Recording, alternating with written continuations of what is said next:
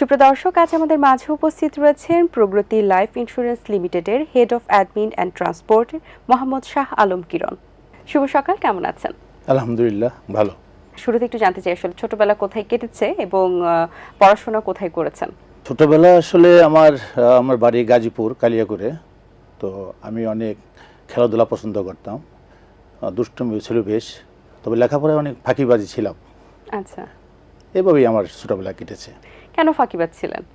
পড়তে ইচ্ছে করতো না? ফাঁকিবাজি মানে স্কুলে যেতে ভালো লাগতো না, মানে ফাঁকি দিতাম, স্কুলে যেতাম না, এই আর কি। বাবার সাথে অনেক স্মৃতি রয়েছে আপনার, সেখান থেকে আমাদের সাথে যদি একটু স্মৃতিগুলো। বাবার সাথে আসলে অনেক স্মৃতি। তো ওই দুষ্টুমির কথা বলছেন যেহেতু, তো আমার বাবা বলতেন যে তোমার একটা লক্ষ্য স্থির করতে হবে এবং এখন থেকে ছোট সময় থেকেই তো সেই লক্ষ্য স্থির করতে গিয়ে আসলে দুষ্টুমিটা কমে গেছে।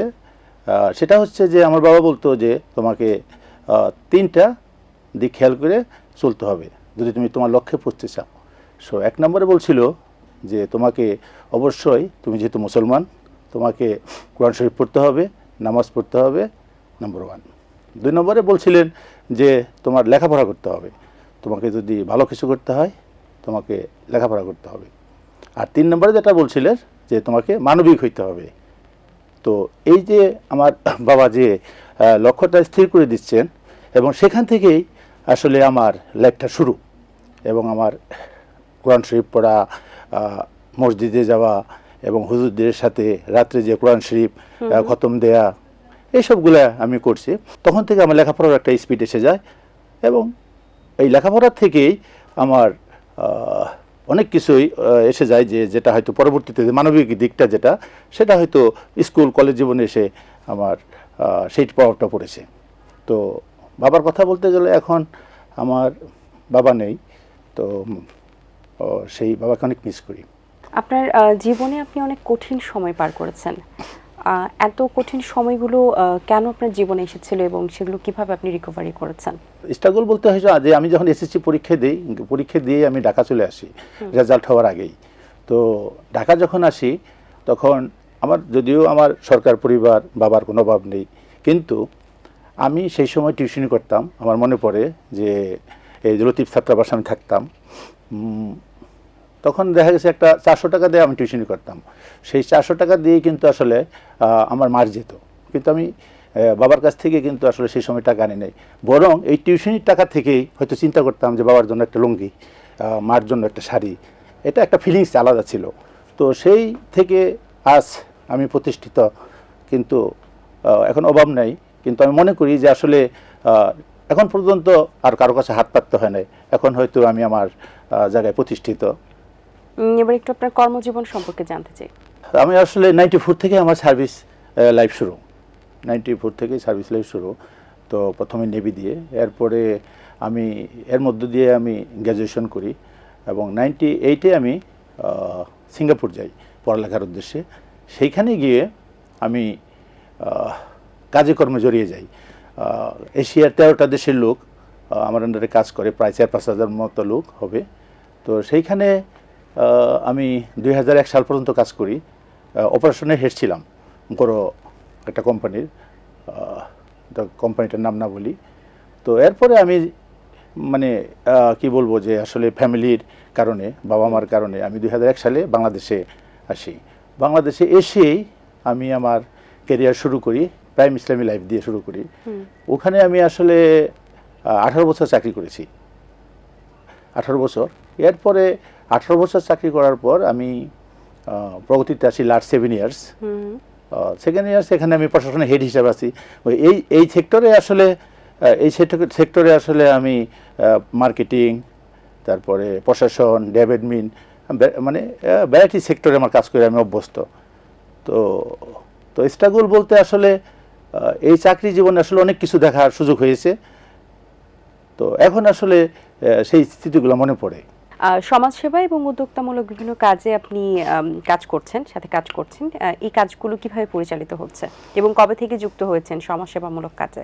আচ্ছা, এটা হচ্ছে আমার স্কুল জীবন থেকেই, কারণ আমি যখন জীবন থেকে এত ছোটবেলা থেকে। হ্যাঁ, আমি যখন 6-এ যখন পড়ালেখা করি তখনই ওই যে বাবা বলছিল যে তোমাকে মানবিক হতে হবে। সেই কারণে আমি বয় স্কাউটে প্রবেশ করি। বয় স্কাউটে দেখা গেছে যে আমি ক্লাস যখন এইটে পড়াশোনা করি, তখনই আমি ওই স্কুলে ক্লাস 9-10-এর ছেলে মেয়েদেরকে আমি গার্লস গাইড করাইছি। যে স্কুলে 49 বছরে গার্লস গাইড হয় নাই, সেখানে আমি গার্লস গাইড প্রতিষ্ঠা করছি এবং 4-5টা স্কুলের আমি প্রতিষ্ঠাতা গার্লস গাইডের। তো যাই হোক, ওই সুবাদে দেখা গেছে যে আপনি যেটা বলতেছিলেন যে সামাজিক, তো আমি আসলে আমার কাছে গরিব ধনী নাই, রিক্সা হলো আমার কাছে মানুষ, হ্যাঁ, যে কোনো টাইপের লোকের সাথে আমার অ্যাডজাস্টেবল।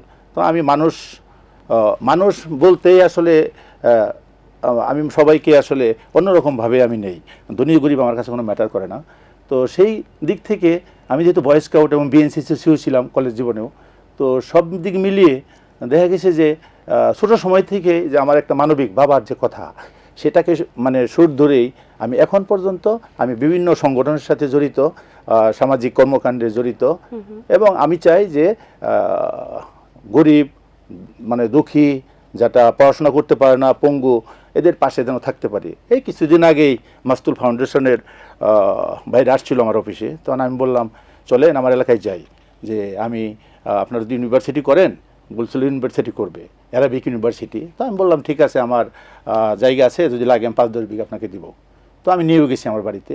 তো এইসব আমি আসলে সামাজিক কর্মকাণ্ডে আসলে আমি থাকতে পছন্দ করি। লাইফ তো আসলে অনেক ছোটো, তো আসলে আমি চাই যে আসলে মানুষের পাশে থেকেই আরও এগিয়ে যাই, যদি আমার এই আল্লাহ যদি সেই মানে শক্তি সামর্থ্য রাখে আর কি। আচ্ছা, ভবিষ্যতে কি পরিকল্পনা রয়েছে? এখন আমার মানে ফ্যামিলি আছে, পরিবার আছে। কে কে আছে পরিবারে? আমার পরিবারে এখন তো মিসেস আছে, 2 মেয়ে আছে, তো এদের নিয়ে আমি স্বপ্ন দেখি।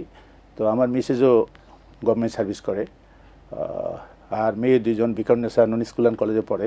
তো বড় মেয়ে এখন আছে বীরশ্রেষ্ঠ নূর মোহাম্মদে, সেকেন্ড ইয়ারে পড়ে, আর ছোটো মেয়ে বিকর্ণেশ্বরে পরীক্ষার্থী এই বছর। তো আমি মেয়েদের নিয়ে আমার আশা ভরসা, আমি চাই যে আমার মেয়েদেরকে আমি আসলে তাদের লক্ষ্যে পৌঁছে দেওয়া আমার কাজ। আর মিসেস তো আয় করে যেহেতু আছে, বউর বাসায় থাকি, তো সব মিলিয়ে আসলে আমার মানুষের পাশে থাকা কোনো একটা ব্যাপার না। তো পরিবার নিয়ে আমি হ্যাপি। আচ্ছা, আমরা তো বিভিন্ন সেক্টরে, যেহেতু আপনি সমাজসেবামূলক কাজে নিয়োজিত রয়েছেন, নারীদের উদ্যোগে কিন্তু আমরা বিভিন্ন ধরনের নারীদের অংশগ্রহণ দেখতে পাচ্ছি।